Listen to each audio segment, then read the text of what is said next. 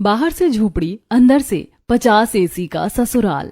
राधिका चूल्हे पर खाना बना रही थी, तब अचानक उसे बहुत गर्मी लगने लगती है और वो अपनी माँ के पास आती है और कहती है, माँ, मुझसे अब और नहीं होगा, मैं मर जाऊंगी इस गर्मी में। मैं आज खाना नहीं बना पाऊंगी, मुझे बहुत गर्मी लग रही है और इस चूल्हे के पास बैठकर तो ऐसा लगता है जैसे किसी ने मुझे जलती हुई आग में झोंक दिया हो।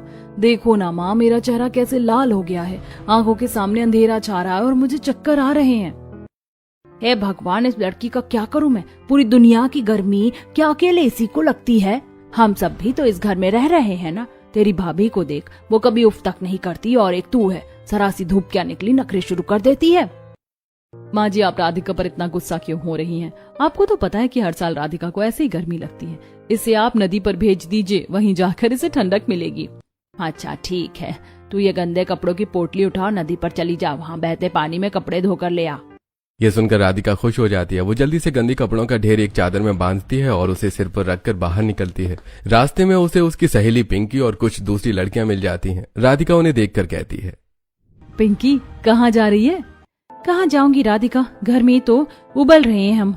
बस थोड़ा बाहर टहलने निकली थी कि शायद कहीं से कोई ठंडी हवा का झोंका मिल जाए। चल मेरे साथ नदी पर चल, मैं कपड़े धोने जा रही हूँ, वहाँ पानी में पैर डालकर बैठेंगे, बहुत मजा आएगा। हाँ यार, तूने बहुत सही बात कही, चलो सब नदी पर चलते हैं। वैसे भी नदी के आसपास बहुत ठंडक है, गांव में उससे ठंडी जगह और कहीं नहीं मिलेगी। सभी लड़कियां नदी के किनारे पहुंचती हैं। नदी को देखकर राधिका खुश होते हुए कहती है, कितनी सुंदर जगह है ये, दूर दूर तक फैला हुआ पानी, आसपास लगे हुए पेड़ पौधे और ये चहचहाते हुए पक्षी। सचमुच यहाँ मुझे हमेशा बहुत सुकून मिलता है। ऐसा कहकर राधिका एक बड़े पत्थर पर बैठती और कपड़े पत्थर पर धोना शुरू करती है। कपड़े धोने के बाद वो नदी में उतर जाती है और नहाने लगती है। राधिका को ऐसा करते हुए बहुत मजा आ रहा था। वो काफी देर तक पानी में रहती है। ये देखकर पिंकी कहती है, राधिका बस कर, अब बाहर आ जा, तो पिछले 1 घंटे से पानी के अंदर ही है, तेरी तबीयत खराब हो जाएगी, सर्दी जुकाम पकड़ लेगा तुझे, इतना कौन नहाता है? पिंकी, तू नहीं समझेगी, हमारे घर की हालत तुझे पता है। वो छोटा सा कमरा, ऊपर से वो टीन की छत, रात भर नींद नहीं आती गर्मी के मारे। ये नदी ही है जो मुझे इस नर्क से ठंडक का रास्ता दिखाती है, इसीलिए मुझे चैन से नहाने थे। टोक मत मुझे कुछ नहीं होगा। हे भगवान, पता नहीं तुझे इतनी गर्मी लगती है, तेरा बस चले तो तू अपना बिस्तर यहीं नदी के बीचों बीच लगा ले। काफी देर बाद राधिका घर वापस आती है। तब राधिका की माँ कहती है, चल बेटा, हाथ मुंह धो ले, खाना लग गया, सबको भूख लगी होगी, तू भी खाना खा ले। अब सभी लोग जमीन पर बिछी चटाई पर बैठकर खाना खाने बैठ जाते हैं। शीला सबको खाना परोसती है। थाली में सादा खाना है, दाल, चावल, रोटी और आलू की सब्जी। राधिका निवाला तोड़ती है लेकिन उसका गला सूख रहा है। वो कहती है, माँ, इतनी गर्मी है, ऊपर से गरम गरम खाना, कुछ ठंडा मिल जाता पीने को, कम से कम 1 गिलास लस्सी या कोई कोल्ड ड्रिंक मिल जाती तो मजा आ जाता। राधिका, तुझे कितनी बार कहा है कि अपनी हैसियत देख और अमीरों वाले शौक पालना बंद कर। तुझे पता है ना कि बाबूजी कितनी मुश्किल से घर चला रहे हैं। कोल्ड ड्रिंक चाहिए तुझे, यहाँ 2 वक्त की रोटी मुश्किल से मिल रही है और तुझे लस्सी सूझ रही है। अंकित, शांत हो जा बेटा। राधिका, तू भी समझदार बन। अपनी भाभी शीला को देख, वो भी इस घर की बहू है, वो कैसे बिना किसी शिकायत के इस गर्मी में अपनी जिंदगी गुजार रही है। कभी उसने ठंडे पानी या लस्सी की मांग की? तू जब ससुराल जाएगी तो पता नहीं वहाँ क्या करेगी, वहाँ भी क्या ऐसे ही नखरे दिखाएगी। ससुराल से याद आया, यशोदा हमारी बेटी के लिए एक रिश्ता आया है। पास के ही एक गांव से तरुण नाम का लड़का है। घर बार ठीक है, लोग शरीफ है। कल वो लोग राधिका को देखने हमारे घर आ रहे हैं। पिताजी, आप मेरी शादी चाहे जहाँ भी तय करना, लेकिन उनके घर कूलर और पंखे जरूर होने चाहिए ताकि मुझे इतनी गर्मी ना लगे। राधिका बेटा, तुझे तो पता है कि हम गरीब हैं और हम गरीबों के यहाँ कोई अमीर रिश्ता कैसे आ सकता है। मैं इस बारे में कुछ नहीं कह सकता कि उनके यहाँ कूलर और पंखे हैं या नहीं है। हाँ, लेकिन वो लोग हमारी तरह शरीफ और इज्जतदार जरूर हैं और हमारे लिए यही काफी है। अपने पिताजी की बात सुनकर राधिका चुप हो जाती है और मन ही मन सोचती है, भगवान करे उनके घर में कम से कम 1 कूलर तो हो, वरना मैं तो वहाँ भी नहीं टिक पाऊंगी। अगले दिन तरुण के घर वाले राधिका को देखने आते हैं। तरुण के पिता महेंद्र, माँ शारदा और छोटी बहन सौम्या सोफे पर बैठते हैं। राधिका ट्रे में चाय और नाश्ता लेकर आती है। उसे देखकर शारदा कहती है, अरे वाह, राधिका तो वाकई बहुत सुंदर है, जैसा हमने सुना था उससे भी कहीं ज्यादा प्यारी। भाई साहब, हमें तो लड़की पहली नजर में ही पसंद है, हमें ये रिश्ता मंजूर है। बिल्कुल बिल्कुल, जितनी जल्दी हो सके हम ये शादी कर देंगे। भाभी, आपकी गांव जैसा हमारा गांव भी बहुत प्यारा है। आपको वहां आकर बहुत अच्छा लगेगा। हमारे घर में आपको कभी किसी चीज की कमी महसूस नहीं होने देंगे हम। बात पक्की हो जाती है और फिर थोड़ी देर बाद मेहमान चले जाते हैं। तब शीला राधिका के पास आती है और कहती है, मुबारक हो राधिका, लड़का बहुत अच्छा है और परिवार भी बहुत सुलझा हुआ लग रहा है। तू बहुत खुश रहेगी वहाँ। भाभी, मुझे समझ नहीं आ रहा कि मैं खुश हूँ या दुखी। आपने उनका पहनावा देखा, बहुत सादा था। मुझे डर है कि कहीं उनका घर भी हमारे जैसा ही ना हो। अगले दिन पिंकी राधिका को खिड़की से आवाज लगाती है और नदी के किनारे चलने के लिए कहती है। राधिका उसके साथ नदी की ओर चल निकलती है। नदी के किनारे बैठकर वो अपनी सहेलियों के सामने अपना दुखड़ा रोती है। क्या हुआ राधिका, तू इतनी उदास क्यों है? कल तो तेरी बात पक्की हो गई, अब तो तुझे खुश होना चाहिए।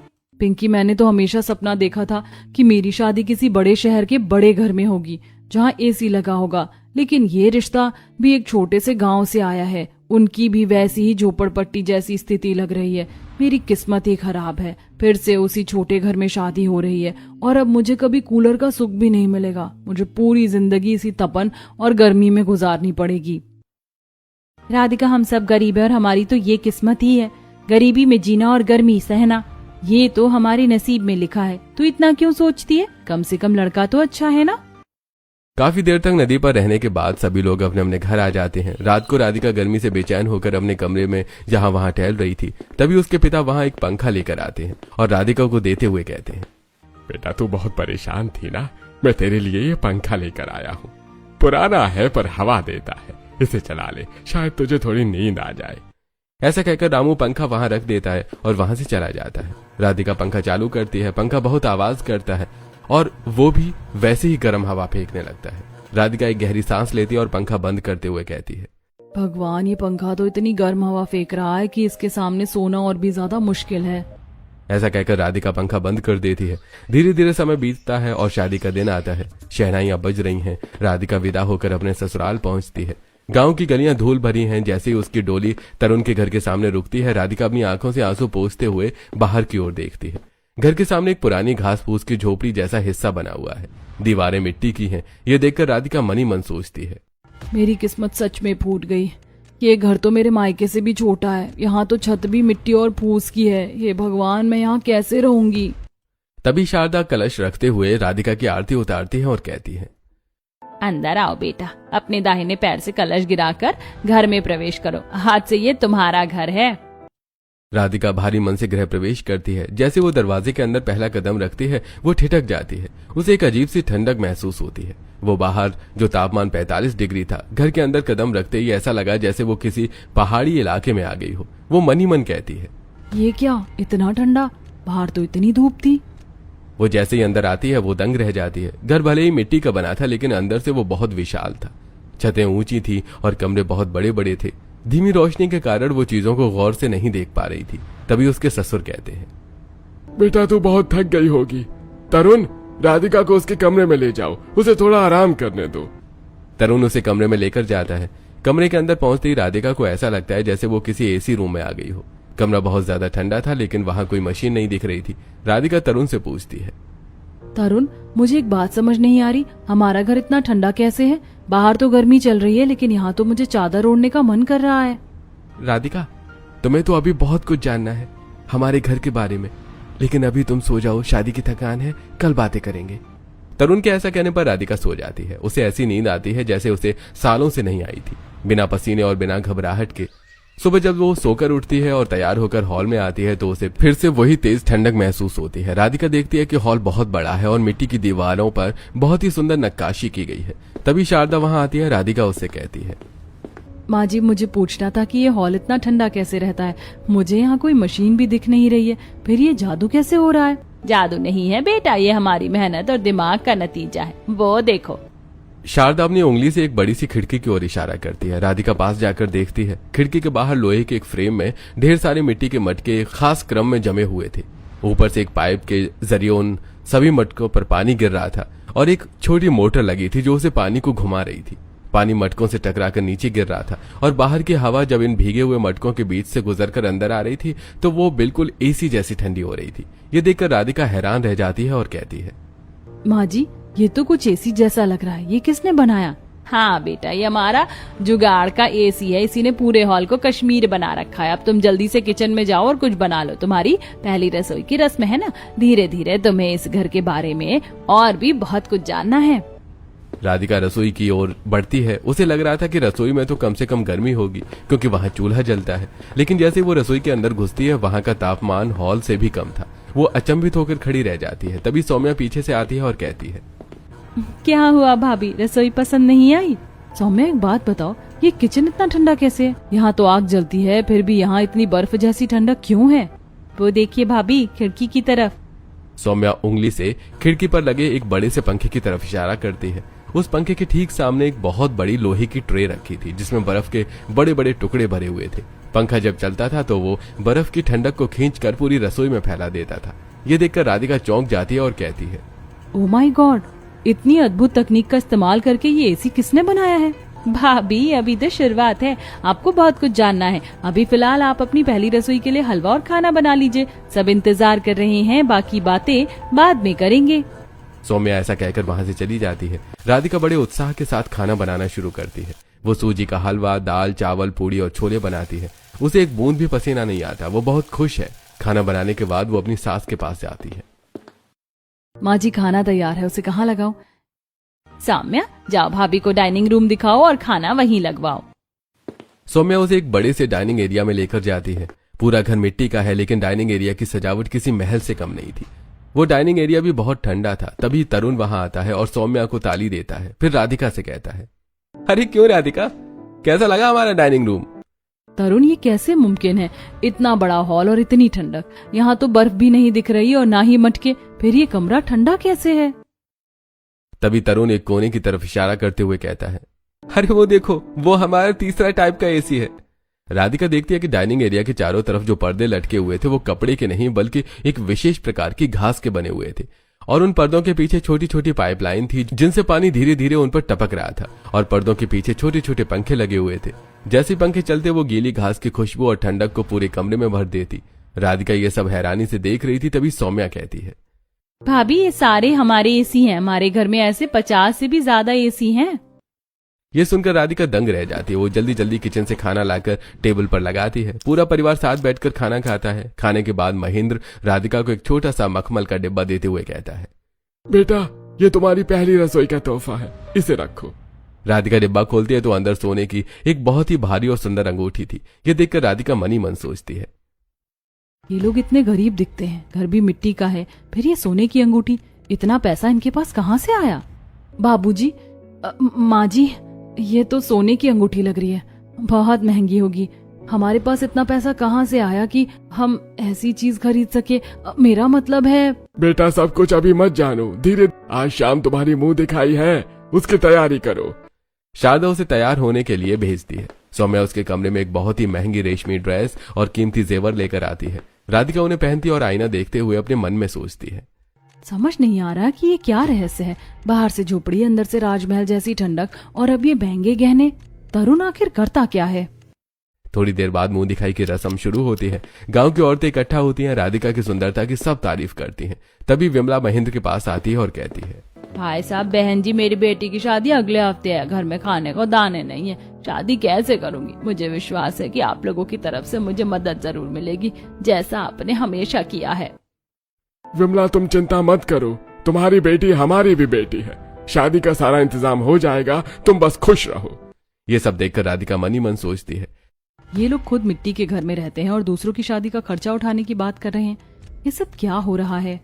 थोड़ी देर बाद सभी मेहमान चले जाते हैं। तब शारदा सौम्या से कहती है, सौम्या, हमारी बहू को जरा हमारा ये 50 एसी वाला पूरा घर घुमा दो, इसे भी तो पता चले कि ये किस घर की लक्ष्मी बनी है। ठीक है भाभी, चलिए मैं आपको दुनिया का सबसे अनोखा घर दिखाती हूँ। सौम्या राधिका का हाथ पकड़कर उसे एक के बाद एक कमरों में ले जाती है। हर कमरे में एक नई तकनीक का एसी लगा था। कहीं साइकिल के पहियों से पंखे बनाए गए थे, कहीं पुरानी फ्रिज के कंडेंसर का इस्तेमाल किया गया था, तो कहीं मिट्टी के पाइपों से ठंडी हवा पास की जा रही थी। राधिका हर एसी को देखकर दांतों तले उंगली दबा देती है। सौम्या उसे 49 कमरों और कोनों तक ले जाती है, लेकिन अंत में एक बहुत बड़ा कमरा आता है जिसके दरवाजे पर बड़ा सा ताला लटका हुआ है।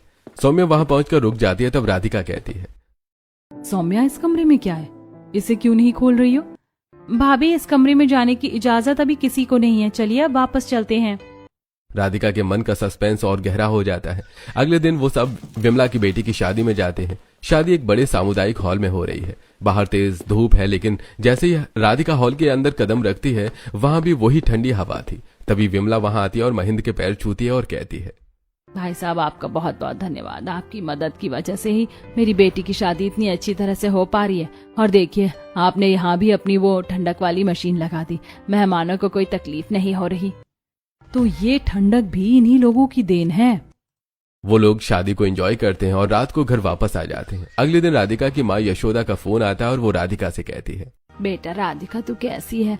हम तुझसे मिलने आ रहे हैं। तेरे बापूजी, अंकित और शीला भी साथ आ रहे हैं। हाँ माँ, आ जाओ, मैं इंतजार करूंगी। थोड़ी देर बाद राधिका के मायके वाले पहुंचते हैं। जैसे ही वो झोपड़ी नुमा घर को बाहर से देखते हैं उनके चेहरे उतर जाते हैं, लेकिन जैसे ही वो अंदर कदम रखते हैं उनकी आंखें फटी की फटी रह जाती हैं। ये क्या है? बाहर तो लू चल रही है और अंदर जैसे हम शिमला आ गए हो। राधिका, ये सब क्या है? माँ, ये मेरा ससुराल है।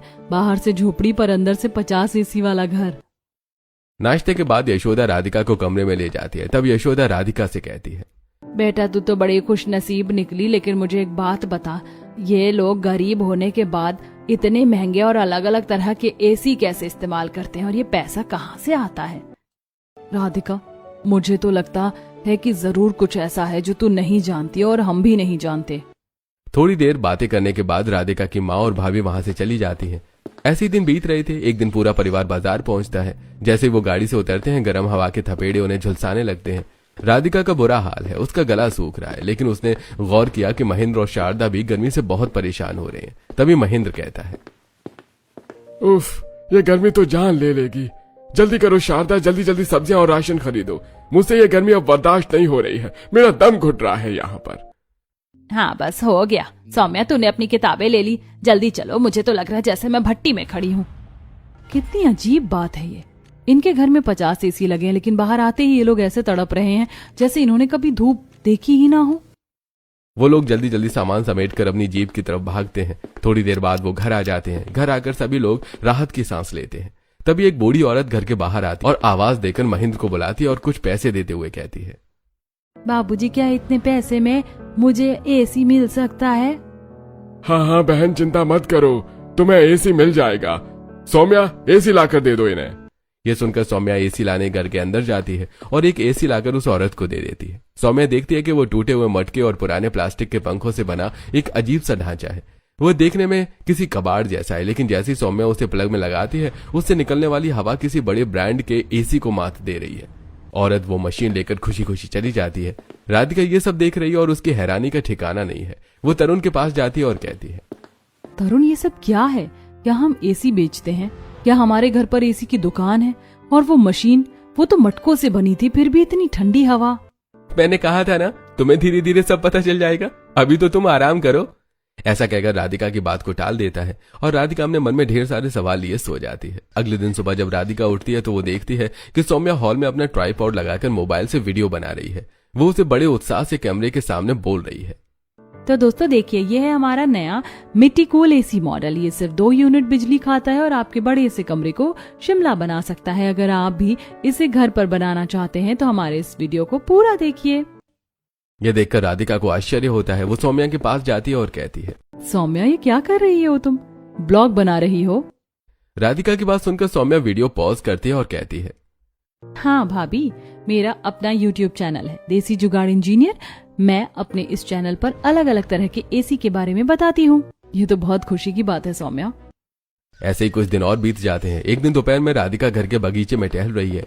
तभी तरुण के फोन पर एक कॉल आता है। वो पास ही खड़ा है और फोन स्पीकर पर है। हेलो तरुण जी, मैं दिल्ली से बात कर रहा हूँ। मुझे आपका वो नया प्रोजेक्ट 7 बहुत पसंद आया है। क्या आप मुझे वो बनाकर दे सकते हैं? मैं आपको इसकी मुंह मांगी कीमत देने को तैयार हूँ। लाखों का कॉन्ट्रैक्ट है ये। जी सर, अगर आप इसे बड़े पैमाने पर गरीबों के लिए बनवाना चाहते हैं तो कल मेरी फैक्ट्री में मिलिए। ऐसा कहकर तरुण फोन काट देता है। तब राधिका कहती है, तरुण, किसका फोन था? कौन से प्रोजेक्ट की बात चल रही थी? और ये फैक्ट्री? हमारे पास कोई फैक्ट्री भी है। तुम तो कह रहे थे कि तुम एक मामूली इंसान हो। अरे डार्लिंग, इतनी जल्दी सब कुछ जानने की क्या जरूरत है? कल तो मेरे साथ फैक्ट्री चलना, तुम्हें सब कुछ अपनी आंखों से दिख जाएगा। ऐसा कहकर एक बार फिर तरुण बात को टाल देता है। गार्डन में घूमने के बाद दोनों घर वापस आ जाते हैं। रात के खाने के समय तरुण सबको बताता है, नया प्रोजेक्ट फाइनल हो गया है और कल सुबह हम सभी को फैक्ट्री जाना है और आज मुझे उस कमरे में जाकर अपना काम पूरा करना है। खाना खाने के बाद तरुण खड़ा होता है और उस रहस्यमय कमरे की ओर बढ़ता है जिसका दरवाजा हमेशा बंद रहता था, और जाते हुए वो अपनी माँ से कहता है, माँ मैं अब अपने रूम में जा रहा हूं, कोई मुझे डिस्टर्ब न करे। ऐसा कहकर तरुण उस कमरे के अंदर चला जाता है और जोर से दरवाजा बंद कर लेता है। उसके जाने के बाद राधिका अपनी सास से कहती है, माँ जी अब तो बता दीजिए उस कमरे के पीछे आखिर क्या है? पूरी रात तरुण वहाँ क्या करता है? बेटा बस कुछ घंटों की बात और है, कल सुबह जब सूरज निकलेगा तो तुम्हें तुम्हारे सवालों के जवाब मिल जाएंगे। अब जाकर सो जाओ। शारदा के ऐसा कहने पर राधिका अपने कमरे में चली जाती है, लेकिन पूरी रात राधिका को नींद नहीं आती। उसे उस बंद कमरे से कभी ड्रिल मशीन की आवाज आती है तो कभी कुछ ठोकने पीटने की। सुबह सभी लोग हॉल में बैठे थे, तभी दरवाजा खुलता है और तरुण बाहर आता है और कहता है, माँ टास्क कंप्लीट हो गया है, चलिए सब लोग तैयार हो जाइए, हमें फैक्ट्री के लिए निकलना है। थोड़ी देर बाद पूरा परिवार जीप में बैठता है। गांव से करीब 5 किलोमीटर दूर एक सुनसान इलाके में एक छोटी सी शेड वाली बिल्डिंग है। बाहर से एक पुराना गोदाम जैसा दिखता है। जैसे वो जीप से उतरते हैं राधिका देखती है कि वहां कुछ मजदूर काम कर रहे हैं। ये देखकर राधिका हैरान होकर पूछती है, ये है आपकी फैक्ट्री? हाँ राधिका, ये हमारी फैक्ट्री है, अंदर आओ। सभी लोग फैक्ट्री के अंदर जाते हैं। अंदर का नजारा देखकर राधिका की आंखें फटी की फटी रह जाती हैं। वहां कतार में अलग अलग तरह के एसी रखे हुए हैं। कोई पुरानी अलमारी से बना है, कोई सीमेंट की बोरियों और घास से, और कोई मिट्टी के बड़े बड़े बर्तनों से। वहां एक कोना जैसा है जहां पुरानी फ्रिजों के ढेर लगे हैं। तभी बाहर एक आलीशान कार आकर रुकती है। उसमें से एक बहुत ही अमीर और सूट बूट वाला आदमी उतरता है और राधिका के ससुर के पास आकर कहता है, नमस्कार महेंद्र जी। तरुण बेटा, क्या मेरा ऑर्डर तैयार है? हाँ सर, ये लीजिए आपका हाइब्रिड सोलर एसी। हमने एक पुरानी फ्रिज की बॉडी में मोटर और पंखा फिट करके इसे बनाया है। ये बिना बिजली के सिर्फ धूप से चलता है। कमलेश उस मशीन को देखता है और हैरान रह जाता है। वो तुरंत अपनी जेब से एक चेक बुक निकालता है और एक बहुत बड़ा अमाउंट भरकर तरुण को थमाते हुए कहता है, तरुण तुम्हारा ये काम वाकई सराहनीय है। तुम्हारी वजह से उन गरीबों को भी एसी में रहने का सुख मिलेगा जो बिजली का बिल नहीं भर सकते। मैं इस प्रोजेक्ट को पूरी दुनिया में फैलाऊंगा। धन्यवाद। ऐसा कहकर वो कमलेश अपनी गाड़ी में एसी रखवा कर चला जाता है। राधिका अब और बर्दाश्त नहीं कर पाती। वो गुस्सा होते हुए सभी से कहती है, बस बहुत हो गया, अब मुझे सच जानना है, ये सब क्या ड्रामा है? आप लोग इतने बड़े लेवल पर काम कर रहे हैं, लाखों के चेक ले रहे हैं, फिर भी वो फटी पुरानी झोपड़ी में रहते हैं। आप लोग कौन हैं और ये सब छुपा क्यों रहे हैं? राधिका शांत हो जाओ, चलो अब वक्त आ गया है कि तुम्हें सब कुछ बता दिया जाए। तरुण राधिका का हाथ पकड़ता है और उसे फैक्ट्री के कोने में ले जाता है जहां एक बड़ी सी तस्वीर लगी है। तस्वीर एक बहुत ही सुंदर लड़की की है जिस पर फूलों की माला चढ़ी हुई है। ये मेरी बड़ी बहन साधना है। 10 साल पुरानी बात है। उस समय बहुत ही भीषण गर्मी पड़ रही है। तरुण का परिवार उस वक्त वाकई बहुत गरीब था। वो एक झोपड़ी में रहते थे जहां हवा का नामो निशान नहीं था। साधना को तेज बुखार था और गर्मी की वजह से उसका शरीर तप रहा था। पिताजी मुझे बहुत गर्मी लग रही है, मुझे कोई तो पंखा ला दीजिए, इतनी गर्मी मुझसे बर्दाश्त नहीं हो रही। बेटा हमारे पास इतने पैसे नहीं है कि हम तुझे कोई पंखा लाकर दे सके, हमें माफ करना। उस दिन तापमान 48 डिग्री था। साधना दीदी गर्मी बर्दाश्त नहीं कर पाई। गर्मी की वजह से उनकी तबीयत इतनी बिगड़ी कि अस्पताल ले जाने से पहले ही उन्होंने दम तोड़ दिया। उस दिन हमने अपनी बेटी को सिर्फ इसलिए खो दिया क्योंकि हमारे पास उसे ठंडक देने के साधन नहीं थे। उसी दिन मैंने फैसला किया था कि मैं ऐसी इंजीनियरिंग करूंगा जिससे किसी भी गरीब को गर्मी की वजह से अपनी जान न गंवानी पड़े। मैंने बहुत पढ़ाई की, स्कॉलरशिप जीती और गोल्ड मेडलिस्ट इंजीनियर बना। मुझे दुनिया की सबसे बड़ी कंपनियों से करोड़ों के ऑफर आए, लेकिन मैंने सबको ठुकरा दिया। क्यों? क्योंकि अगर मैं उन कंपनियों में जाता तो मैं सिर्फ अमीरों के लिए एसी बनाता। मैंने तय किया कि मैं अपने घर को वर्कशॉप बनाऊंगा। हम मिट्टी के घर में इसलिए रहते हैं क्योंकि मिट्टी प्राकृतिक रूप से ठंडी होती है और ये गरीबों के लिए सबसे अच्छा उदाहरण है। हम बाहर से झोपड़ी इसलिए रखते हैं ताकि कोई भी गरीब हमारे पास आने से डरे नहीं। अगर हम आलीशान बंगला बना लेते तो क्या वो औरत 500 रुपए लेकर हमारे पास आ पाती? हमने अमीरी इसीलिए छुपाई बहू, ताकि हम अपनी जड़ों से जुड़े रहें और उन लोगों की मदद कर सके जिन्हें सच में जरूरत है। और वो रहस्यमयी कमरा भाभी, वो भैया की लैब है। वहां तो रात भर नए नए जुगाड़ वाले मॉडल डिजाइन करते हैं। मुझे माफ कर दीजिए, मैं कितनी मूर्ख थी जो आप लोगों को गरीब समझकर कोस रही थी। मुझे तो गर्व होना चाहिए कि मैं इस घर की बहू। आप लोग तो फरिश्ते हैं। फरिश्ते नहीं राधिका, बस अपनी बहन को खोने का दर्द जानते हैं। अब चलो घर चलते हैं। अभी 51वां एसी डिजाइन करना है और इस बार उसमें तुम मेरी मदद करोगी। यह सुनकर राधिका मुस्कुराती है। अगले कुछ दिन राधिका के लिए किसी ट्रेनिंग कैंप जैसे थे। वो अब बल्कि दोपहर के समय तरुण के साथ उस रहस्यमय कमरे यानी लैब में बैठती थी। वो मटकों को सही क्रम में लगाना, खस की घासों को जाली में फिट करना और मोटर के कनेक्शन समझना सीख रही थी। सौम्या भी अपने ब्लॉग्स में अब राधिका को न्यू इन्वेंटर भाभी के रूप में पेश करने लगी थी, जिससे उनके चैनल की लोकप्रियता और बढ़ गई। तभी एक दोपहर घर के बाहर शोर सुनाई देता है। गांव के प्रधान और कुछ बड़े लोग महेंद्र जी के पास आते हैं और कहते हैं, आइए प्रधान जी, इतनी दोपहर में कैसे कष्ट किया, बैठिए, मैं ठंडा पानी मंगवाता हूँ। अरे महेंद्र भाई, हमारे गांव का जो सरकारी स्कूल है उसकी छत सीमेंट की है। बच्चे गर्मी से बेहोश हो रहे हैं। मास्टर जी कह रहे हैं कि स्कूल बंद करना पड़ेगा क्योंकि वहां बैठना नामुमकिन है। हमारे पास इतना फंड नहीं है कि हर क्लास में एसी लगवा सके। क्या आपका जुगाड़ वहां काम आ सकता है? अरे क्यों नहीं प्रधान जी, ये तो हमारा सौभाग्य होगा। राधिका, सौम्या, चलो अपना सामान उठाओ, आज हमें एक स्कूल को शिमला बनाना है। पूरा परिवार और उनके कुछ वर्कर्स स्कूल पहुंचते हैं। राधिका ने पहली बार देखा कि तरुण का काम सिर्फ मशीनों बनाना नहीं बल्कि आर्किटेक्चर को समझना भी था। उसने स्कूल की छतों पर मिट्टी के खाली मटके उल्टे करके रखवाए और उन पर चूने का लेप लगवाया। खिड़कियों पर उसने राधिका की मदद से खस के पर्दे लगवाए जिनमें छोटी पाइपलाइन से पानी गिर रहा था। 3 दिन की कड़ी मेहनत के बाद स्कूल का तापमान बाहर से 15 डिग्री कम हो गया। बच्चे जो कल तक पसीने से तरबतर थे अब चैन से पढ़ाई कर रहे थे। तरुण, देखो बच्चों के चेहरे की मुस्कान, ये देखकर जो सुकून मिल रहा है वो शायद करोड़ों रुपए कमाकर भी नहीं मिलता। अपना काम पूरा करके सभी लोग घर आ जाते हैं और अगले दिन राधिका के मायके से एक और कॉल आता है। अंकित घबराते हुए कहता है, राधिका जल्दी घर आ जा, बाबूजी की तबीयत बहुत बिगड़ गई है, लू लग गई है उन्हें और घर में इतनी तपन है कि वो सांस नहीं ले पा रहे हैं। डॉक्टर ने कहा है कि अगर उन्हें तुरंत किसी ठंडी जगह शिफ्ट नहीं किया गया तो कुछ भी हो सकता है। क्या भैया, आप चिंता मत कीजिए, मैं और तरुण अभी आ रहे हैं। माँ से कहो हिम्मत रखें। ये सारी बातें सुनकर तरुण और राधिका तुरंत अपनी जीप में 2 मिट्टी के कूल एसी और कुछ उपकरण लेकर राधिका के मायके पहुंचते हैं। वहां का मंजर भयानक है। टीन की छत आग उगल रही है और रामू जी बेसुध पड़े हैं। यशोदा और शीला रो रही हैं। तभी तरुण से कहता है, अंकित भाई, आप इन्हें बाहर नीम के पेड़ के नीचे ले जाइए, तब तक मैं इस कमरे का इलाज करता हूँ। राधिका, तुम घास की चटाइयां गीली करो। तरुण ने फुर्ती से खिड़की पर अपना बनाया हुआ विंडो कूलर फिट किया और छत पर सफेद रिफ्लेक्टिव कोटिंग कर दी। आधी घंटे के अंदर कमरे की लू गायब हो गई और वहां ठंडी सौंधी मिट्टी की महक वाली हवा चलने लगी।